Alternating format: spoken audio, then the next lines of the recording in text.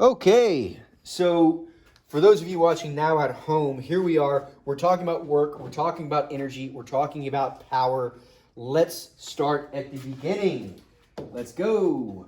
So you can pause this video at any time, work quick checks, flash back to it, what have you. This is for you. This is your one-stop shop for everything about work, energy, and power. You can make notes off this. Hopefully you can see me right here, right? All right. So we have to talk a little bit about what we learned last time. Forces, right? Forces, Newton's laws, right? Forces. And a force is simply just a push or a pull, right?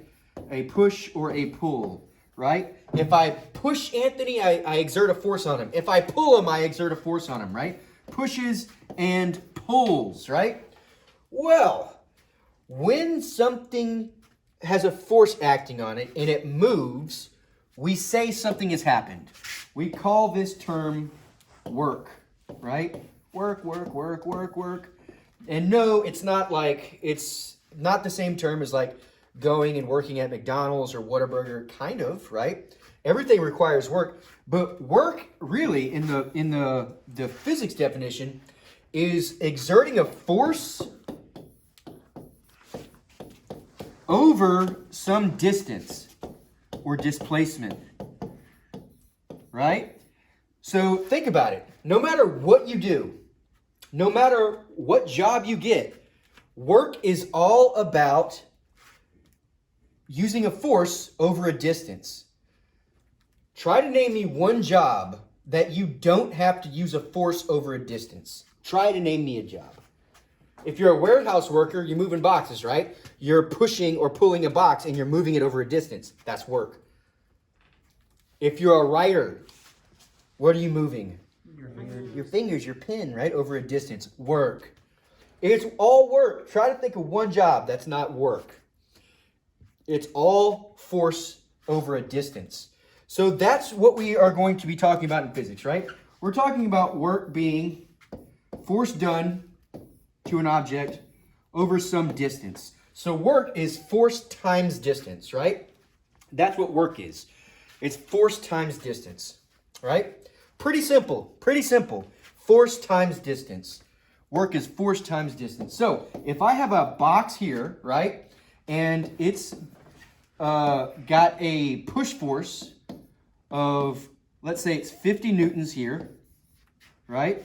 And friction is 10 newtons here. What is the total force on this, or the net force? 40 newtons. How did you know? Because 50 this way, 10 that way. You can say that's negative 10. So I got to add up all the forces, right? This force is going to win, but friction has taken 10 newtons in the opposite direction. So I've got 40 newtons of force here. 40 newtons of force. So let's say this starts accelerating. It starts sliding. It starts moving. It starts moving. And it moves a total distance of, let's say it moves 2 meters. 2 meters. The question is, how much work is done? How much work? So, how much work is done? One, I know that work is done because it did move, right? A force acted on this thing. This pull force is pulling this 50 newtons, 10 newtons that way. So I get 40 newtons. 40 newtons of net force coming this way. Work is being done. How much work? All I have to do is apply my formula. My formula for work is equal to force times the distance. That's it. So what is my force? How much is the force? What is the force? How much is the force? What is the force? Anybody? 20? 20? no. 80, my bad. Okay, but what is the force? Literally, it says right here. Yeah, 40. 40 times the distance. What is the distance? 2. 2, yeah. So y'all are just getting ahead of yourself. 40 times 2 is what? 80. So work is equal to 80 something. We don't know the unit, right? Because we got Newton meters, right? So we're going to call that something. So we had work is equal to force times distance. So we did 40 times 2, because 40 newtons times 2 meters, 40 times 2 is 80. So we had Newton meters. What is a Newton meter? We have another name for it. And you might have heard of it. They're called joules. Joules. There's 80 joules of work being done. I did 80 joules of work, right? Now, we have this concept of work that describes forces acting on distances, moving stuff, right? That work is done. That's how we get force in distance and displacement into this other world that we're talking about, right? So let's save this. We've got work up here, and that equals force times distance. Good, good. But when I move something, right, I can think about it in this other dimension, in this other realm, right? And we call that realm energy. Does anyone know what energy is? I bet everyone here has heard the term energy. Everyone here kind of knows what it is. You can't define it. I bet you can't. The ability to do work. Exactly, Amir. It is the ability to do work. That's what it was created. That's why we think about energy the way it is. The ability to do work. Who cares about energy if you can't move something in real life? Who gives a shit?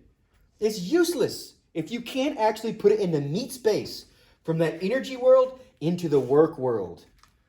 Work is the important part. Work. You gotta move stuff over distances, don't you? That's what's important, right? You go to your factory job, you move a box, you pull a box over a distance, that's work. You get paid for it. Well, how did you do that? You got to think about it in the other world, right? Where did you get the energy to do that? Right here, baby. From food, right? Well, sleeping doesn't give you energy. You get that energy from consuming things, right? So that's how energy works. There's a lot of types of energy, right? So there's chemical energy, there's elastic energy, there's what we're going to talk about next, kinetic energy, but it's all just the ability to do work, right? Think about the sun. The sun has tons of energy inside of it, right? That energy from the sun, and I'll draw you a little picture. This energy from the sun hits the earth, right? And what does it do to the earth? It makes grass grow, right? Now I have these cool little plants that store the energy in those little green things. Do you remember what that's called from biology? Photosynthesis. Photosynthesis. What is that? What are the green? Chloroplast. Chloroplast. And it stores the sun's energy in the bonds of this sugar called carbohydrates, right? And then guess what? Some animal comes along and it eats those plants with the chloroplast in it that have the bonds stored up from the sun's energy. And guess what the cow gets then? Energy. It eats it for energy. And then guess what? Some dude comes along, boom! Blows away the little cow, makes some steaks, grills it up, and that's me. And I eat that steak, and guess what I get? I get that energy, right? So all that chemical energy is stored up inside of me now, right? I ate my Wheaties this morning. I have energy, right? That was just one type of energy. I can use that energy, right? So let's talk about that. What if I take my energy that I just ate my Wheaties and I go up to Tony and I push him, boom, right? I definitely put some work on him, right? I enact a force over a distance, but let's think about it in the energy world. In order to do work, I had to use my energy, right? And that energy, right, we can call kinetic energy. Kinetic energy. Kinetic energy. And you might have seen this before. Kinetic energy. Boom. Kinetic energy. Kinematics, right? Remember, we just did kinematics. What does kine mean? It's a Greek prefix. What do you think it means? Motion. Movement. The energy of movement is kinetic energy. Kinetic energy is the energy of movement, right? So we're thinking about, again, we have work is force times distance, but then we have something called kinetic energy. And what is kinetic energy? Now we're about to do that. Kinetic energy is determined by two things. Kinetic energy is equal to 1/2 times the mass times the square of the velocity.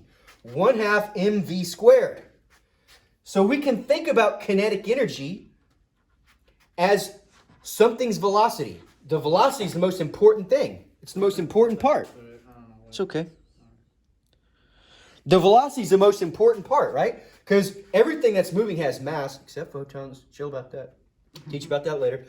Velocity is the important part. Let's think about it. The kinetic energy is equal to 1 half mass times velocity squared, right? How do I operate this? How do I use this? What is the kinetic energy of a 10 kilogram basketball that is going 2 meters per second? How would I figure that out? Easy. Kinetic energy is equal to 1 half. What's the mass? 10. What's the velocity? 2 squared, right? What is 2 squared? 4. What is 4 times 10? 40. What is 40 divided by 2? 20. 20! There's 20, right? 20 of this. I'm not going to tell the units right now. What's that? No, it's not newtons. Newtons are force. But there's 20 of whatever this is. So we have this idea of kinetic energy now. Mass times velocity squared. And it can help us out, right? It can help us out. So one of the things that I like to think about, I was in the Marines, and we were talking about the USSR and which is Russia. Back then it was called the USSR. So we developed guns independently from each other, right? So the gun that we developed in the United States, right, is so the gun that we developed in the United States is the AR-15, right? The AR-15. The AR-15, right? And it fires a projectile. This projectile has kinetic energy, right? And I can calculate it using the formula. Kinetic energy is equal to 1 half mv squared. Can't I? Yes, I can.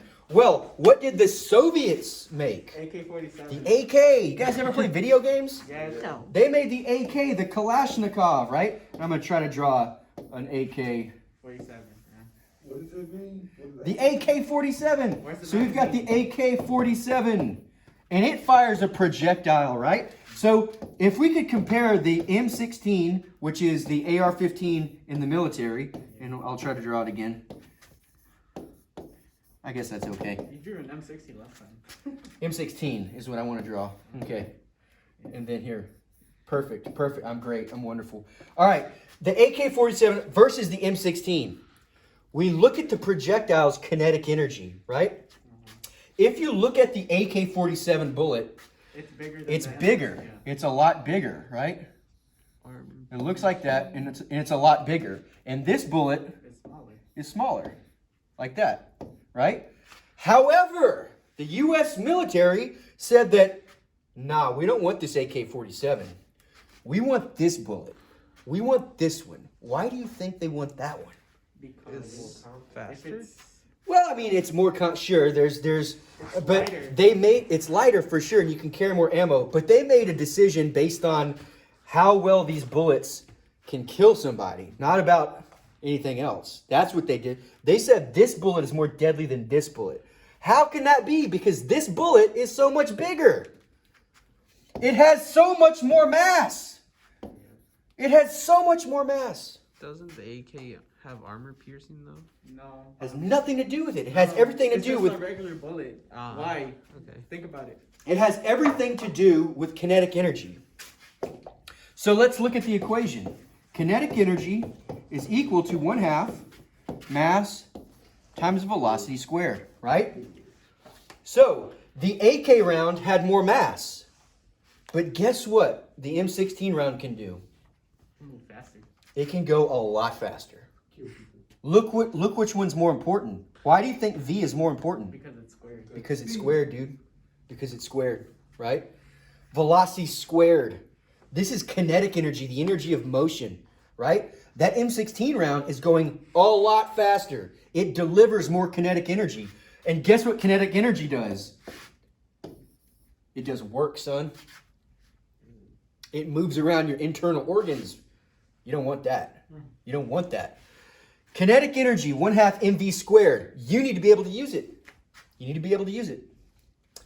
All right, so I shied away from explaining the units to you because I got one more to show you. All right, so what if I eat my Wheaties, right? I took the chemical energy that's stored up in the Wheaties, right? Because it got energy from the sun. Where does that energy come from?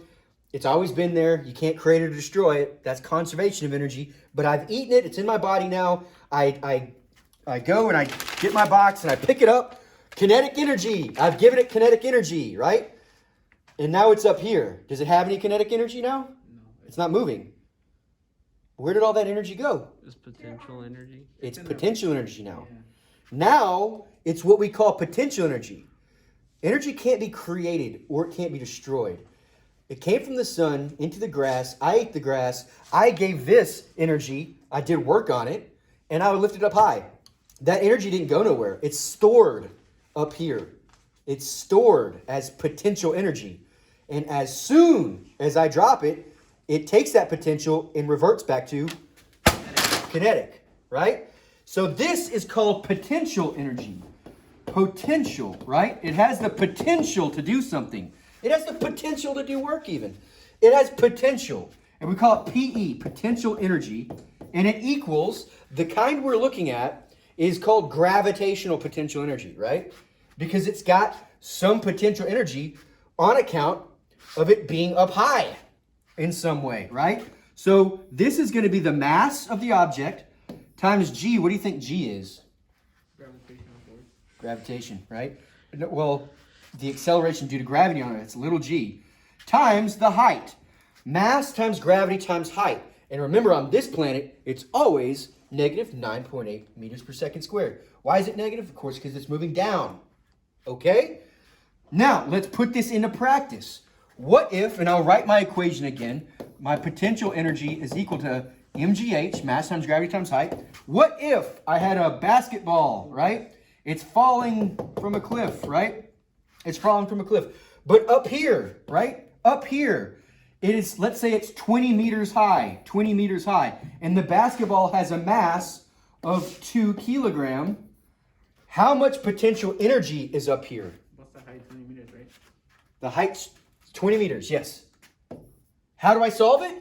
How much potential energy? Check me out. All I have to do is take the mass. What's the mass? It's 2 kilograms. Times gravity. What's gravity? 9.8. Negative 9.8. Times the height. What is the height? 20. Right? So I'm just going to round this to 10 real quick. Don't do that, but I'm going to do it so I don't have to. 20 times 10, 200, right? Times 2, 400. The potential energy is equal to 400. Up here, there's 400, and guess what the units are? I'm going to tell you now. Joules. Because this is going to come up. I just did a reveal, and you didn't even know it. 400 joules of potential energy. Let's take that further. If I've got 400 joules of potential energy right here, 400 joules of potential energy, 400 joules, and it's going to fall halfway down, how much potential energy do you think it's going to have? 0. Halfway down. 200. 200 joules of potential energy. Where did the other 200 go? It's being released. Can't be lost. It's not created or destroyed. It transforms. What did it transform into? Kinetic energy. Kinetic. 200 joules. Fuck, how did I misspell that so damn bad? Oh, shit. Joules of kinetic energy. So, again, at the very top, it's not moving. So it has 0 joules of Ke. Now there's 200. At the bottom, how much potential does it have? Now it's on the ground. How much potential does it have now? 0 joules of potential energy now. And now guess how much it has? 400 joules. 400 joules of kinetic. 400 joules of kinetic. So potential is the same as kinetic, but like minus being acted upon or what? Well, they're not the same. All energy is conserved. It can just change types. You know what I'm saying? So at the top, I had potential. I drop it. That potential becomes kinetic. And then as soon as it's done moving, boom. It's like that. So the reason is, conservation is the reason. But you can see it all adds up to what? 400. You can't create nor destroy energy. It just transforms types, right? And it hits the ground and it's going to create some heat. It's going to create sound. The energy will go some other places, but it's never lost. It's always here with us. Now, this right here is the transformation of energy that you need to know about. More on that in a second. We're still rolling, right? Mm-hmm. Great. So we have a couple things. Let's go over that again. We have work. Work. When I execute a force over a distance and it makes something move, I've got that kinetic energy, 1/2 mv squared. That velocity is important. Kinetic energy. Then I have my potential energy. That is mass times gravity times height, right? These two work together to create what we call mechanical energy. That's the total kinetic and potential energy, or ME energy. Kinetic plus potential, that total. You said I always added up to 400 in that last example because the total mechanical energy is 400. That's all it had to use. Now it'll transfer back and forth between kinetic or potential, but it will always be there, right? And this we know to be in joules. And this is also in joules. Why are they all in joules? Why are they all in joules? Why is force times displacement, which is work, in joules? Why is kinetic energy, why is energy in joules and work in joules? Well, I will tell you. Here is the secret to it. Here it is. Here it comes. Work is equal to kinetic energy. And we will say the change in kinetic energy. Work is energy. Work is energy. How can that be possible? What does that mean? What are you talking about? They're both in joules. It's like two ways of talking about the same thing. This right here is force times distance. This right here is 1/2 mv squared. Now here's some hot physics for you. When I take a force and I execute it over a distance, I push something. Guess what happens? Its mass gets velocity. And this is the relationship that defines it. Force times distance is equal to 1/2 mv squared. Work is equal to the change in kinetic energy. Work is equal to the change in kinetic energy. Nick, you get me? Yeah. Are you sure? Yeah. Are you sure? Yeah. This is the most important thing that I can teach you right now. And it's called something. It's called the work energy theorem. It says that if I do work on something, I'm going to make it move. And this is how I describe it. Work, force times distance. Same thing as kinetic energy change. I've moved something, right? I've executed a force on it. I've moved it. What happened? It moved. These are just different ways of describing the same thing. Here we can talk about its mass and its velocity. Here we can talk about the distance that happened and the force that was put on it. We're like marrying two worlds together. The energy world and the meat space world, right? Forces acting on distances. And they're all in joules because it's the same thing. One more for you. All right. So if I execute work, right? Well, what if I wanted to pay you for your work, right? Normally you get paid per hour, don't you? Yeah. So you would say, like, the better you are, the more work you could do in a shorter amount of time, right? And that is true, right? How much work you do per hour, or per second, or whatever is important, right? It makes you more powerful. And that is my last equation. Power is work divided by time, right?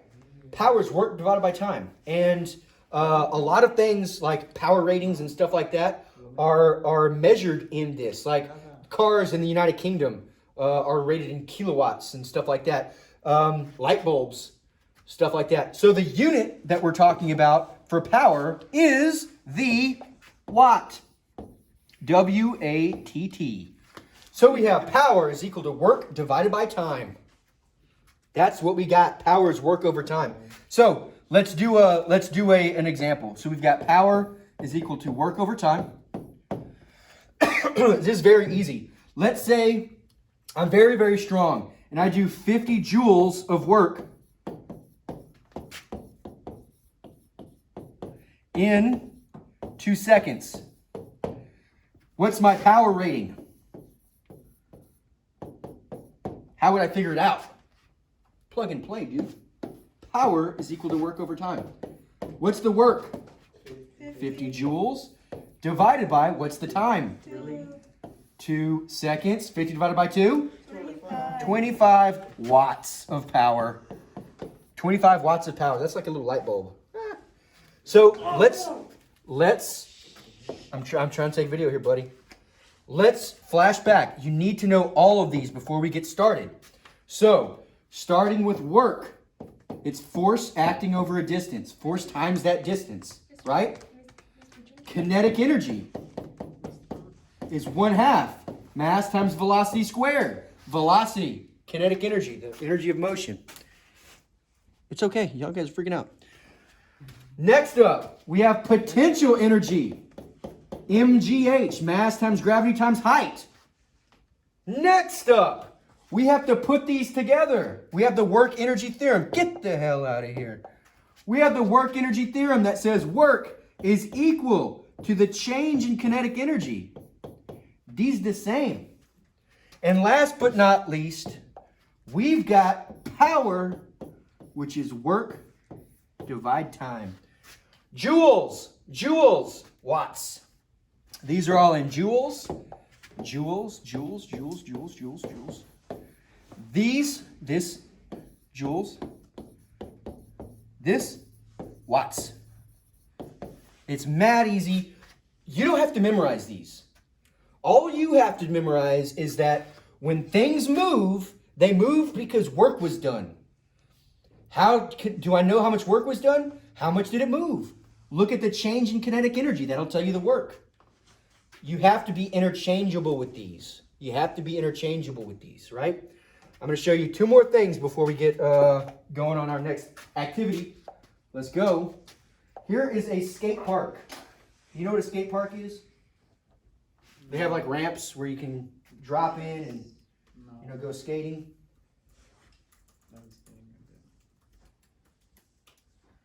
Here's a skate park. Where's my skate park? Where's my skate park? Here we go. All right, so this is, if you ever played like Tony Hawk Pro Skater 9 or whatever, check it out. Here we go. I'm going to take my skater. Here we have a skater, and we have a ramp, right? Here's a speedometer. We got a bunch of other stuff. On the left, we are going to see a chart that has kinetic and potential energy in the total, right? Let me take this skater, let me take her up, and let me drop her right here, right? Notice, look at the blue bar. What does blue stand for here? Potential. Does she have any kinetic? No, but watch what happens. Let me drop in. Boom. All right. So look at the transformation that's taking place. Right? At the top, what does she have? Potential, right? At the top, she has all blue, all potential. But as she gets to the bottom, what happens? What's the green? Kinetic. So where's she going the fastest, you think? Right there, right? So it's all this is being transformed, right? It's all being transformed. As this bar gets bigger, this one gets smaller. As this one gets smaller, this one gets bigger. Because it all adds up to the same thing. You can't create nor destroy energy. You can only change its types. You can only transfer it, right? You can only transfer it. This is the concept of conservation of energy. Kinetic to potential, right? And how would I figure out their kinetic and potential energies? Quite easy. all I would have to do is measure the height right here, right? The height, mass times gravity times height. That's it. That's the potential. How would I measure the kinetic energy? 1/2 times mass times velocity squared. And guess what? They're always going to add up to the same thing. They just trade off. They just trade off. This is a beautiful scenario right here, right? This is awesome.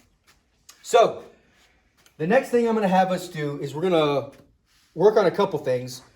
But when we're looking at our rockets, when we launch our rocket, we need that kinetic energy. Where's it going to come from? Work. What's going to do the work? Newton's laws. For every action, there's an equal opposite reaction. Water's going to shoot out this rocket. It's going to go up. It's going to do work. Transform it. And that work is going to do kinetic energy.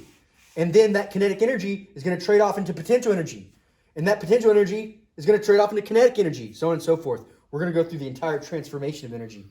There are problems of this on my quick check. You got to be able to do them. I've got some explanations, some videos walking you through it. But as long as you apply my formulas, they're mad easy. Some of them you got to use your head, 2-step problems and the like. Give them a shot. And I'll see you on the flip side.